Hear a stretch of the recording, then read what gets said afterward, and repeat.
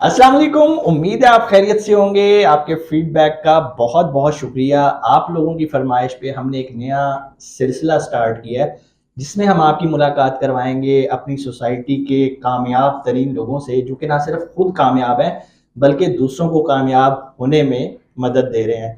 इस सीरीज का हमने एक नाम रखा है जिसका नाम है एम्पावरिंग नेक्स्ट जनरेशन। और इसी सिलसिले में हमने आज अपने इस शो के अंदर दावत दी है। किसी तारुफ के मोहताज नहीं, राइटर हैं, मोटिवेशनल स्पीकर हैं, मुख्तलिफ इदारों को ट्रेनिंग दे चुके हैं, ट्रैवलर हैं, अली अब्बास साहब। अस्सलाम वालेकुम अली साहब, कैसे हैं आप? बिस्मिल्लाहिर्रहमानिर्रहीम अल्लाहुम्मा सल्ली अला मुहम्मदिन व अला आलि मुहम्मदिन व बारिक वसल्लम। जी बहुत शुक्रिया मुगल साहब, आई नहीं एम नहीं, सुपर गुड अल्हम्दुलिल्लाह। बड़ी खुशी की बात है आपने टाइम निकाला हमारे लिए और आप हमारे मीट मुगल्स के प्लेटफॉर्म पे तशरीफ लाए। मुगल साहब मैं फारिग होता हूँ अच्छा। मैं बहुत बिजी नहीं होता और समझ मेरे लिए गए, टाइम निकालना कोई मुश्किल काम नहीं होता। आप समझ जैसे गए। लोगों के साथ मिलना और आपके साथ गुफ्तगू करने का मुझे खुद शौक है। बहुत शुक्रिया, बहुत शुक्रिया। सर आज हम कोई टिपिकल मौजूद पे नहीं जाएंगे कि कि पैसे कैसे कमाने हाँ, नहीं नहीं हैं। सर। आज हम उससे आगे की बात करेंगे थोड़ी सी, जो ठीक कि मेरा ख्याल है कि हर बंदे को इस बारे में सोचना चाहिए। हर बंदे को मैंने देखा है अपने इर्द गिर्द बहुत सारे लोगों को देखा है, माशाल्लाह उनके पास पैसे की कमी नहीं है। वो जो काम कर रहे होते हैं परफेक्शन के साथ कर रहे होते हैं और अपनी फील्ड के एक्सपर्ट होते हैं। लेकिन उन पे एक मुहावरा भी फिट आता है कि जंगल में मोर नाचा किसने जी देखा। जी बिल्कुल। हम अगर इसे अपने आजकल की जरा पढ़ी लिखी जुबान में कहें तो they are good person, personalities, but they are not brands. जी अननोन पीपल। कोई जानता नहीं उन्हें। सही अब है। जब कोई किसी को जानता नहीं है तो मेरा ख्याल है कोई उनसे इंस्पायर नहीं हो सकता, कोई उनसे मोटिवेट नहीं हो सकता। तो आप थोड़ा इस बारे में बताएं, ये पर्सनल ब्रांडिंग क्या होती है, क्या इसका मुआशरे में इन्फ्लुएंस है, थोड़ा सा इस पे आज बात करते बहुत हैं। सब मैंने लाइफ में काम किया प्लेयर्स पे कि इंसान लाइफ में मैक्सिमम प्लेयर्स और मैक्सिमम हैप्पीनेस वो कैसे हासिल कर सकता बिल्कुल है। सही, तो बिल्कुल सही। इसका एक बहुत ही इम्पोर्टेंट जुज ये है कि आपकी पहचान हो, बिल्कुल सही। आपको लोग जाने, आपको लोग पहचाने। बिल्कुल सही। जैसे डेफिनेटली अभी आप दुबई में हो के आए, तो जैसे ही आप एयरपोर्ट पे एंटर होते हैं तो लोग आपसे कहते हैं अस्सलाम वालेकुम मुगल साहब, मैंने आपकी ये वीडियो देखी थी तो मैं आपके साथ सेल्फी ले लूं। बिल्कुल तो सही। ये जो मोमेंट्स हैं ये बड़े प्लेजरेबल मोमेंट्स होते हैं आपकी ज़िंदगी के। और आप देखें इसमें आपकी कोई इन्वेस्टमेंट भी नहीं हुई। बिल्कुल सही, बिल्कुल और सही। जब आप किसी को नॉलेज आप थ्रो करते हैं और आपकी वजह से किसी ना किसी शख्सियत की ज़िंदगी में कोई पॉजिटिव इम्पैक्ट आता है तो इससे इंसान को ना बड़ा प्लेजर मिलता है। बिल्कुल सही, बिल्कुल तो सही। मैं क्योंकि प्लेयर्स पे काम करता हूँ तो इंसान कुछ मैंने देखे हैं, मैंने ज़िंदगी में बहुत सारे अरबपतियों के साथ मेरा ताल्लुक हो गया बड़ी छोटी उम्र में। तो जबरदस्त। मैंने देखा कि उनकी ज़िंदगी में ना बोरियत एक टाइम पे आ जाती है। पैसा बड़ा कमा लिया, पैसे भी आ गए ना, अब सारा देखिए ना कुछ आ गया। गाड़ियां भी ले ली, अब सब कुछ घर भी बड़े बना लिए और दुनिया की भी सैर कर ली, सारा कुछ कर लिया, लेकिन उनको कोई जानता नहीं, जानता उनकी पहचान कोई नहीं है। तो फिर नहीं। उनके अंदर एक हिस्स आती है कि मुझे पहचाना जाए, मुझे जाना जाए। अच्छा, उसके लिए कुछ लोग शेर रख लेते हैं और उसके लिए कुछ लोग जो है वो कोई म्यूजिकल शोज करवाते हैं अपने दोस्तों को बुला के, कोई पीएसएल में स्पॉन्सर करना शुरू कर स्पॉन्सर देंगे। करते हैं, कुछ ना कुछ हर किसी ने ना अपना अपना एक तरीका तरीका निकाला निकाला, हुआ है। बिल्कुल सही। लेकिन फिर भी ना ये उस तरह से ब्रांड नहीं हो पाता है क्योंकि उनका सिर्फ फेस तो ब्रांड हो जाता है, उनकी कोई फिलॉसफी, कोई आइडियोलॉजी, कोई इंटेलेक्ट लोगों तक नहीं पहुंचता। बिल्कुल सही। फिर मैंने ये देखा कि जो ये सक्सेसफुल लोग हैं, जो बिजनेस वाइज भी सक्सेसफुल हैं और जो इंटेलेक्चुअल्स भी हैं, बिल्कुल सही। इनके जो दरमियान में ना ब्रिज क्रिएट किया जाए, जो कि बहुत कमी है मेरे ख्याल से पाकिस्तान में ऐसे इदारों की, ऐसे लोगों की जो लोगों को ब्रांड करते हो। बिल्कुल सही। जैसे मैंने अभी आपसे जब सवाल पूछा कि आप कोई ऐसा इदारा बनाए बताएं मुझे जो कहे कि हम लोगों को ब्रांड करते हैं, कोई ब्रांड पीपल, मेरा नहीं ख्याल। तो there is no one in the society. बिल्कुल। हाँ, एडवर्टाइजमेंट कंपनीज हैं जो कि आपके एडवर्टाइजमेंट बना के आपके मुख्तलिफ टीवी चैनल्स पे, अखबारात में इश्तिहार तो लगा सकते हैं, बिल्कुल सही। लेकिन पर्सन की ब्रांडिंग जो है ना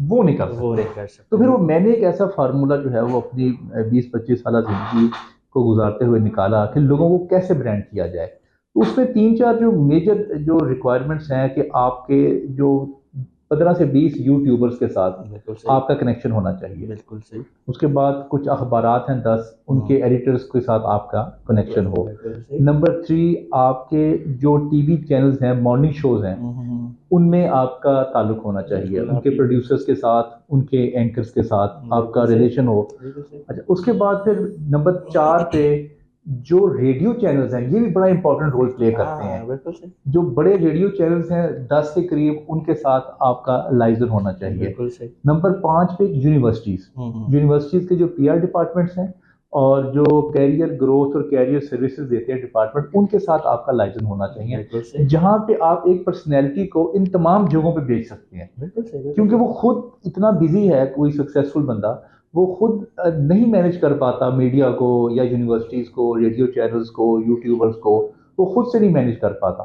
अच्छा, अब आपने जब इनको यहाँ पे भेजना शुरू कर दिया और इनकी फिर वीडियोस आनी शुरू हो जाएंगी, इनका कंटेंट आना शुरू हो जाएगा, फिर वो कंटेंट सारा आपने उसको एक जगह पे इकट्ठे कर देना है। बिल्कुल, जैसे उनके यूट्यूब चैनल पे या फेसबुक पे अगर वो किसी यूनिवर्सिटी में टॉक देने के लिए गए हैं तो एक अच्छी सी उसकी वीडियो बने और वो उसके ऊपर अपलोड हो जाए, सोशल प्रोफाइल बिल्डअप होना, एक सोशल ऐसा प्रोफाइल बिल्ड होना शुरू हो जाएगा।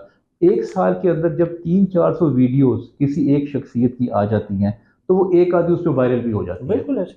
अच्छा, जब आप तस्वीर किसी की वायरल करते हैं, जैसे आपने देखा होगा कि जो सियासतदान हैं वो बड़े बड़े अपने बैनर्स लगाते हैं और बड़े बड़े होर्डिंग्स लगाते हैं, उनकी फोटो अपनी लगा के अपनी फोटो को रिकग्नाइज करवाना चाहते हैं। अच्छा, फोटो से कोई इंस्पायर नहीं होता अनटिल अनलेस आप किसी के लिए इंस्पायरेशन बने, आप कोई ऐसा नॉलेज उनको दें। किसी की अगर कैनन फॉर्म है, जैसे शेख इब्राहिम की कैनन फॉर्म है, वो आके बताएं कि मैंने इस तरह से आगाज किया था और जो लोग फॉर्म की दुनिया में आना चाहते हैं वो इस तरह से उसको कर सकते हैं। सलीम गौरी साहब ने नेटसोल्ट बनाई, जो लोग सॉफ्टवेयर बनाना चाहते हैं वो इस तरह से बना लें। इंटरवुड बना ली उमर साहब ने, जो लोग लकड़ी के और ये फर्नीचर के बिजनेस में आना चाहते हैं तो वो इस तरह कर लें। अच्छा, जब आप नॉलेज इम्पार्ट करते हैं तब जाके आपको वो सक्सेस क्रिएट होती है आपके लिए कि people want to meet you, people want to listen you and people want selfie with you, और लोग आपको अपनी फिर शादियों पे भी बुलाना चाहेंगे बड़े रिस्पेक्ट के साथ। तो मैं चाहता हूँ कि आप इस तरह का एक किसी पर्सनैलिटी के लिए एक माहौल क्रिएट करें जिससे उसके प्लेयर्स पे उसकी सक्सेस में इजाफा हो। बिल्कुल सही।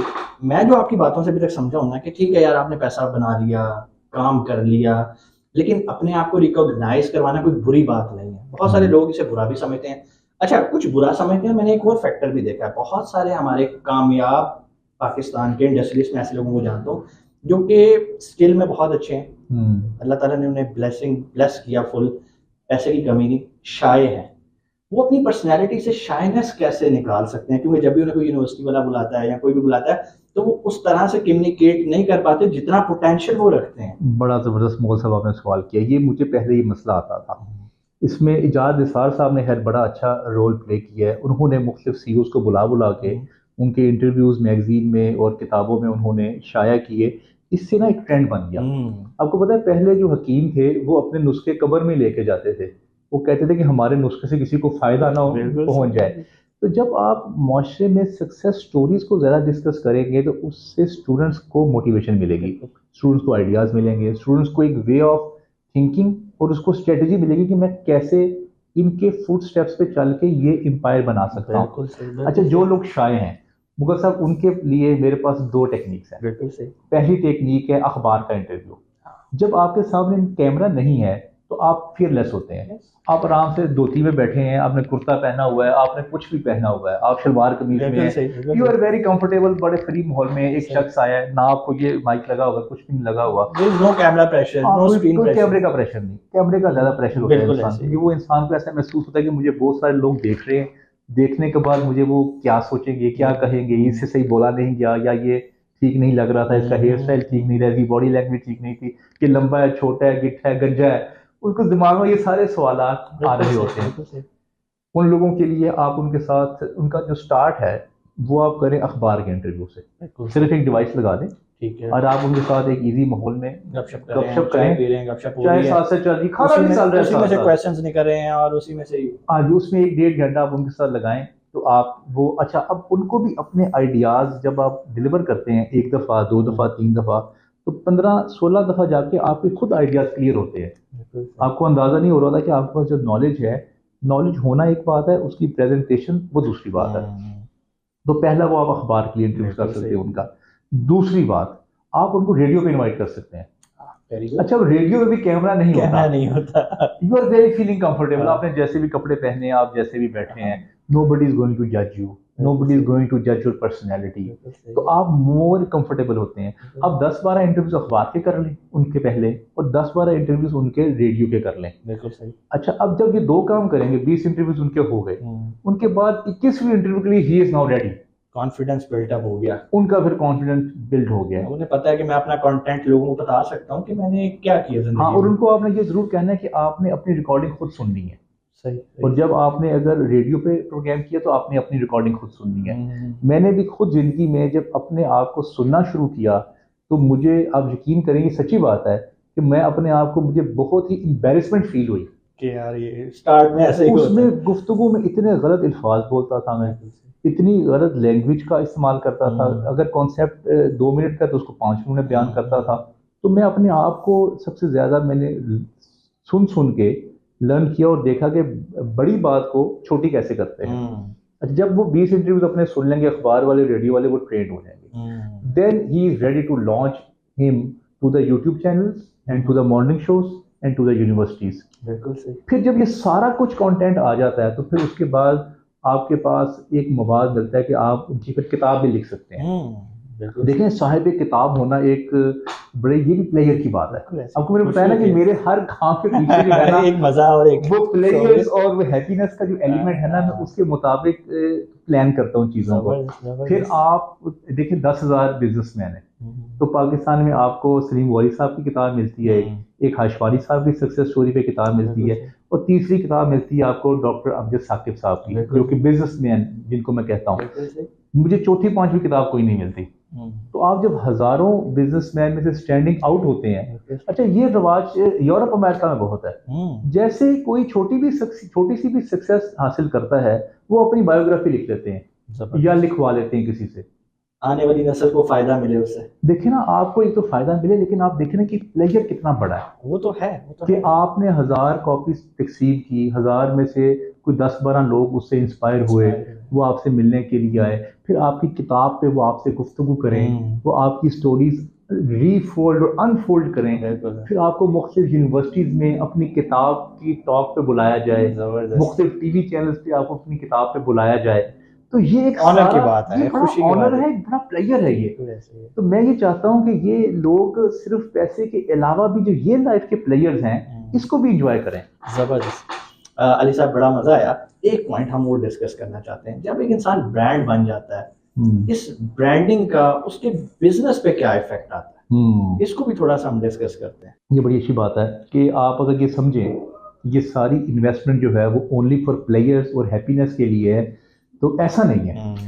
देखिए, मैं आपसे बड़ी सिंपल बात बताता हूँ आपको। 3-4 ऑर्गेनाइजेशंस हैं, आप 3-4 ऑर्गेनाइजेशंस के साथ कोई बिजनेस करना चाहते हैं, कोई वेंचर करना चाहते हैं, जैसे आप ई कॉमर्स का बिजनेस करते हैं, तो आपके पास 4 ऑप्शन हैं।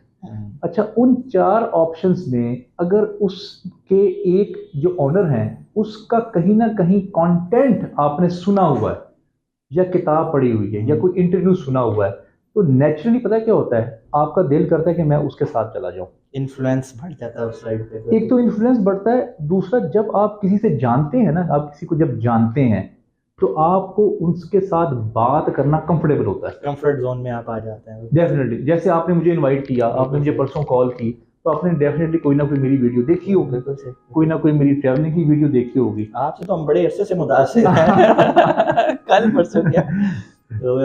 तो जब आप किसी को जानते हैं, जब आप किसी का नॉलेज आपको पता होता है कि ये इस स्टाइल का बंदा है, ये नुक्ता नजर रखता है, तो आप ना उसके साथ बात करने के लिए ना कंफर्टेबल होते हैं।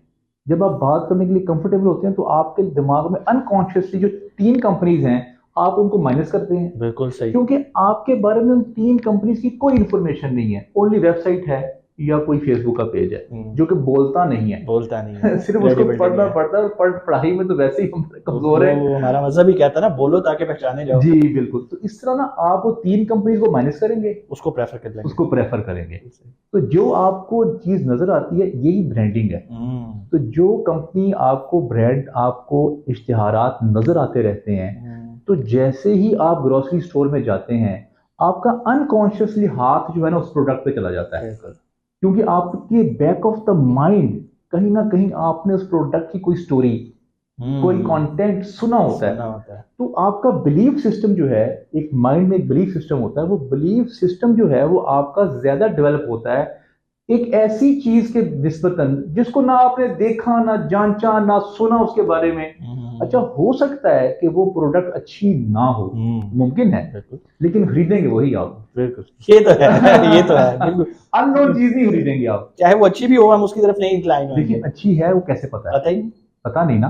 तो जिसका ब्रांड हुआ हुआ है वो आप उसको। अच्छा, फिर जो बड़ी इंटरनेशनल ऑर्गेनाइजेशंस हैं जब पाकिस्तान में आती हैं, तो उनकी आदत ये होती है कि वो किसी भी ऑर्गेनाइजेशन में जब वो यूट्यूब पे सर्च करते हैं, या जैसे वीज़ा लगता है ना आजकल, तो वो आपका पासवर्ड भी मांगते हैं। वो देखते हैं कि बंदा किस स्टाइल का है, इसका नुक्ता नज़र क्या है, इसका स्कूल ऑफ थॉट क्या है, ये हमारे मुल्क में जाके कोई मसला तो नहीं क्रिएट करेगा। इसी तरह जब इंटरनेशनल कंपनीज जब पाकिस्तान में कोलैबोरेशन करना चाहती हैं, तो उस कंपनी को सर्च करती हैं। और जब आपका कंपनी सर्च करते हुए कैनन फ़ोन जब आपने लिखा है, साथ ही शेख इब्राहिम का इंटरव्यू भी आ गया, तो जब आपने वो देखना शुरू कर दिया, तो आप नेचुरली ट्रस्ट बिल्ड हो गया, एक ट्रस्ट बिल्ड हो जाएगा, और नेचुरली आपका जो एक ध्यान है उस पर ज्यादा चला जाएगा। तो ये डुअल जो है ना, वो बिजनेस प्रमोशन के लिए जाते हैं और प्लेयर्स के लिए भी। बिल्कुल सही हो गया। अच्छा अली साहब, लास्ट क्वेश्चन, आपका बड़ा कीमती टाइम लिया हमने। क्वेश्चन इज, ई कॉमर्स की दुनिया में हम आजकल ये देख रहे हैं, ये फ्यूचर प्रेडिक्ट कर रहे हैं कि फ्यूचर ब्रांड्स का है।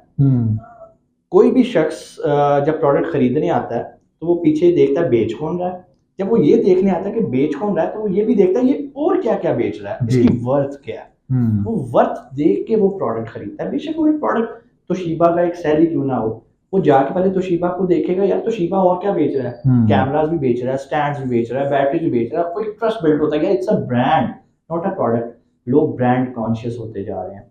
कभी किसी ज़माने में इचरा से लोगों की परचेजिंग थी, अनारकली से परचेजिंग हुआ करती थी। आज लोग मॉल्स में जाके खाड़ी का सूट लेना पसंद करते हैं, सफायर का लेना पसंद करते हैं। तो कपड़े ही ना, जी। अभी भी अच्छे कपड़े मिलते हैं। एक ब्रांड का एक ना एक साइकोलॉजिकल एक इफेक्ट आ गया। जी। तो आप कैसे देखते हैं फ्यूचर के अंदर किसी भी बिजनेस की कामयाबी में पीछे ब्रांडिंग का कितना रोल होएगा? देखिए, डेफिनेटली मुगल साहब, जो आपने बात की ना कि आजकल लोग ब्रांड को परचेज करते हैं, मैं इस बात से थोड़ा सा इख्तलाफ करूंगा। मेरे ख्याल से हमेशा से इंसान ब्रांड कॉन्शियस रहा है, हमेशा से। पहले ना मार्केट्स ब्रांड होती थी, जैसे आपने इचरे का जिक्र किया, ब्रांड था, Ichra is a brand, Anarkali is a brand, या moon market is a brand. आपने मोहल्ले की दुकान से नहीं परचेज करनी थी, मून मार्केट से जाके बर्गर खाना है। Yes, this is the brand. तो जिसकी ब्रांडिंग होगी उसको ना तरला कम करना पड़ेगा, एग्जैक्टली उसको अपने आप को बताना कम पड़ेगा, मार्केटिंग पे मेहनत कम लगेगी, कन्विंसिंग पे मेहनत कम लगेगी आपको। जब आपने ब्रांडिंग पे पैसा लगा दिया, पैसा आपको लगाना पड़ेगा। जब आपने ब्रांडिंग पे पैसा लगा दिया, तो आपको बहुत सारे सेल्समैन नहीं रखने पड़ेंगे जो कन्विंस करेंगे लोगों को, और आपको अपनी प्रोडक्ट उधार ही देनी पड़ेगी। जो सबसे बड़ा प्रॉब्लम है जब हर मुल्क में, इस मुल्क का जिक्र नहीं मैं करता, हम तो क्योंकि यहाँ बिजनेस कर रहे हैं, तो यहाँ तो बिल्कुल देखिए, आपको दुबई में भी मसाइल है। आप अभी होके आए, अभी आप जब डेप्थ में जब रहेंगे, क्योंकि मैं वहाँ पैदा हुआ हूँ, वहाँ भी अगर आपने किसी से पैसे लेने हैं, तो अगर वो आप अदालत में चले जाते हैं, तो अगर लाख रुपए, तो वो कहते थे कि आपकी आमदनी कितनी है, 5,000 का महीना लगा दें इसका। तो उधार हमेशा से ना बड़ा मुश्किल होता है लेना, रिकवरी मुश्किल। तो जो ब्रांड का नाम बेहतर नहीं होता उनको उधार देने पड़ते हैं, मजबूरी है उनकी। और जो बिजनेस उधार वाला है ना, उससे बेहतर है कि बिजनेस हम ना करें। ट्रू। उसकी वजह ये कि जब उधार लेने में जो आपकी एनर्जी सर्व हो जाएगी, वो आप अपने नए बिजनेस नहीं कर सकते। बिजनेस ग्रोथ पे नहीं आप एनर्जी वेस्ट लगा सकते, अपनी एनर्जी आप वहां नहीं लगा सकते। आप उधार वापस लेने में और जो जितना स्ट्रेस होना है आपको, या जितनी एंजाइटी होगी, वो आपका जो ओरिजिनल कारोबार है वो भी उससे मुतासर होगा। बिल्कुल सही। तो एक दफा ब्रांडिंग पे आप, मैं कहता हूँ, पैसा लगा लें। बिल्कुल सही। और अपने आप को, अपनी प्रोडक्ट को, या अगर आप सर्विसेज दे रहे हैं, तो आप अपना एज अ पर्सन एक दफा ब्रांडिंग पे आप पैसा लगाएं, तो आपको चीज बेचने में तरले नहीं करने पड़ेंगे। बिल्कुल सही। और आपको नेट कैश मिलेगा।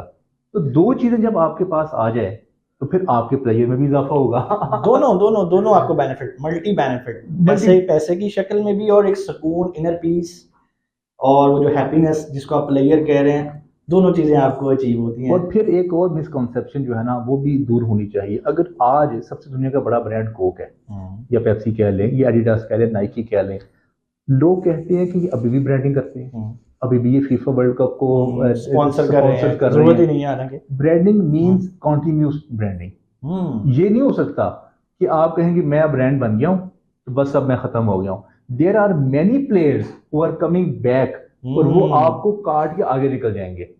सो this branding process is ongoing. हाँ, ये जरूर हो सकता है कि आप जब एक बड़ा ब्रांड बन जाते हैं तो आपकी फिर जो उस पर इन्वेस्टमेंट है वो 25% रह जाती है। हाँ, लेकिन आपको कॉन्टिन्यूसली ब्रांड जो है ना वो करना पड़ेगा अपने आप को। ये नहीं हो सकता कि अगर आपने ब्रांड बन गए हैं तो आप ब्रांडिंग करनी अपनी छोड़ दें। जैसे ही आप छोड़ेंगे विद इन 6 मंथ्स आपकी सेल पे असर पड़ना शुरू हो जाएगा। बेशुमार एग्जांपल्स मौजूद हैं, जैसे उन्होंने अपनी ब्रांडिंग पे थोड़ा सा लीनियंट होते हैं, कंपटीटर आता है क्रॉस करता है आगे निकल जाता है। Exactly, because there are always competitors on your left and right. तो आपको कॉन्टिन्यूसली ब्रांड जो है वो करना पड़ता है। अली साहब बहुत शुक्रिया आपके कीमती टाइम का, मैंने तो बहुत कुछ आपसे सीखा और मैं उम्मीद करता हूँ हमारी जो ऑडियंस है उनके लिए भी ये जो हमारी गपशप रही है, मैं ऐसे कोई पॉडकास्ट का नाम नहीं देता, इट्स जस्ट डिस्कशन। हमने एक बड़े अच्छे टॉपिक पे आज डिस्कशन की कि पर्सनल ब्रांडिंग या बीइंग एक कंपनी आप अपने आप को कैसे ब्रांड कर सकते हैं, या आपने बहुत पैसा कमा लिया है, अब एक इंसान की फितरत होती है कि वो ब्रांड बने, लोग उसे रिकॉग्नाइज करें और रिकॉग्नाइज करना भी चाहिए। सर मेरा एक मानना है, हमारा मुल्क पीछे इसलिए रहता है कि एक जनरेशन ने मेहनत की जी, वो डिलीवर नहीं करके जाती प्रॉपर्टी। जब वो डिलीवर नहीं करती ना तो नाम मैक्सिमम दूसरी जनरेशन के बाद बंद हो जाता है। आप टोयोटा को देख लें, होंडा को देखें, एक जनरेशन है और ये चलती रहेंगी। क्यों? उनका एक मानना है डिलीवर व्हाट यू हैव, जो वो रखते हैं ना वो नेक्स्ट जनरेशन को डिलीवर कर देते हैं। अब डिलीवर करने का क्या मेथड है? कंटेंट। अब जिसका सोशल प्रोफाइल है, वो चाहे फेसबुक की मद में हो, यूट्यूब चैनल की मद में हो, आपके आर्टिकल्स हो, आपकी बुक्स हो, कॉलम्स की शक्ल, कोई कंटेंट नेक्स्ट जनरेशन को दे जाओ कि भाई यहाँ तक हमने अचीव किया, अब आपने यहाँ से आगे बढ़ना है। हमारी नेक्स्ट जनरेशन के पास कोई बेंचमार्क ही नहीं होता। yes. वो बेचारे दोबारा जीरो से स्टार्ट। आप बहुत सारी और यार साढ़े बाप दादा थे लैंडलॉर्ड से के पास, यार हालात बुरे आ गए, क्यों आ गए? जी, संभाल नहीं सके। There is no proper planning, no strategy. ये जो डिलीवरिंग और स्विचिंग का फेज होता है ना, ये बड़ा क्रिटिकल होता है। अगर एक जनरेशन अच्छे तरीके से स्मार्टली उसको डिलीवर कर जाए ना तो वो ब्रांड अगली जनरेशन तक सर्वाइव करता है। और हमारे यहाँ पर बहुत सारे ब्रांड्स की नाकामी की वजह ये है, ड्यूरिंग स्विचिंग एक फादर ने फैक्ट्री लगाई, बड़ी अच्छी चली, तगड़ी चली, जैसे ही बेटा जवान हो गया ना, अब्बा जी तुसी की कार्यता उनकी पता जी जी। अच्छा, अब उसमें एक वजह होती है कि बाप ने बड़ी मेहनत की लेकिन उसने एक इंफ्रास्ट्रक्चर नहीं बनाया। अब वो स्ट्रक्चर ऐसा हो जिसमें उसका बेटा भी आए ना तो वो स्ट्रक्चर के मुताबिक काम करे। जी जी, बिल्कुल। There is no policies, there are no working hierarchy, there is only one man show which was the father. Father ने आया कहता है माल ले आया, यदि पेमेंट कर दे। अब बेटा आया, उसका एक अपना इन्फ्लुएंस है, बाप के रिलेशंस अपने हैं, बाप की पीआर अपनी थी, लोग बाप के मुंह को फ्री भी माल दे देते थे आपको, बिल्कुल बेटे के मुंह को नहीं देंगे। सही कह रहे हैं। तो अगर बाप ने उसको प्लान किया होता और उस एक प्लान इंफ्रास्ट्रक्चर को बेटे के हवाले करता तो लोग बाप को माल देने की बजाय कंपनी को माल देते। यहाँ पर हम लोग क्या करते हैं कि हम कंपनीज को पीछे करके पर्सनल लाइफ को आगे ले आते हैं। ऐसे ही है, जिसकी वजह से आप पाकिस्तान की कोई, मुझे चंद ही शायद एक दो ही कोई कंपनीज होंगी जिसकी आप मुझे एग्जांपल दे सकें कि सर ये पाकिस्तान बनने से चल रही हैं। मैं दे सकता हूँ लेकिन मैं भी किसी कंपनी का नाम लेना नहीं पसंद करूंगा क्योंकि उनके माँ बाप ने इतनी मेहनत की। जी जी। 4 पार्टनर्स से एक्सपोर्ट पे लेके कंपनी को, जी जी, चाइना को एक्सपोर्ट करते थे साइकिल्स। सही सही, आप समझ रहे होंगे। जी जी। इस टाइम वहां पर कोई भी नहीं है। क्यों? 126 डायरेक्टर्स, हर कोई अपने इन्फ्लुएंस के लिए काम कर रहा है, हर किसी को अपनी पड़ी है, and the structure is nothing. बिल्कुल सही बात है। तो बड़ा अच्छी डिस्कशन रही, आखिर पे मैंने थोड़ा सा अपना भी आपको, हाँ, बस मैं ये कहना चाहूंगा कि इस काम में बहुत बड़ा गैप मौजूद है। इसको पीआर एंड कम्युनिकेशन सर्विसेज कह लें, ब्रांडिंग कंपनी कह लें, जो भी आप कहना चाहें, तो लोगों को ना इसमें थोड़ी सी तालीम और इसमें स्टडी करनी चाहिए। तो सर मुझे बताएं कौन सा इदारा है इस पे, कोई कोर्स, ट्रेनिंग या कोई प्रॉपर डिग्री या डिप्लोमा है जिसमें आप ये सीख सकें कि मैं किसी को कैसे ब्रांड कर सकता हूं? अच्छा, अभी कोई नहीं है, मेरी नज़र में कोई नहीं है, शायद हो, लेकिन अगर नहीं भी है तो लोग इसको पर्सनल लेवल पे भी, और जो लोग ये काम कर रहे हैं उनके पास जाके भी सीख सकते हैं। बिल्कुल सही, बिल्कुल सही। इंशाल्लाह हम आपसे एक सिटिंग और रखेंगे जिसमें हम इस चीज़ को देखेंगे कि यार हमने ये तो बता दिया ये अच्छी फील्ड है, जी जी, इसमें जाना कैसे है, इसका रोड मैप क्या है। इसके लिए एक प्रॉपर एक वीडियो बनाएंगे जिसमें हम इस रोड मैप को डिस्कस करेंगे। कोई सवाल अली साहब से आपका हो नीचे कमेंट सेक्शन में आप पूछ सकते हैं। इंशाल्लाह अगली वीडियो जब हम अली साहब के साथ बनाएंगे तो उन कमेंट्स को आंसर करेंगे। अपना बहुत सारा ख्याल रखिएगा। इंशाल्लाह आपसे मुलाकात होती है अगली वीडियो में। एम्पावरिंग द नेक्स्ट जनरेशन की सीरीज के अंदर। अपना बहुत सारा ख्याल रखिएगा। पाकिस्तान जिंदाबाद।